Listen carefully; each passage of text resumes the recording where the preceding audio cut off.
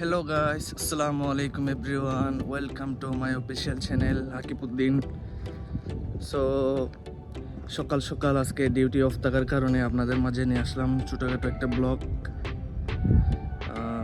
আপনারা দেখতে পাচ্ছেন আমার পিছনে অনেকগুলো ক্যাম্প দেখা যাচ্ছে।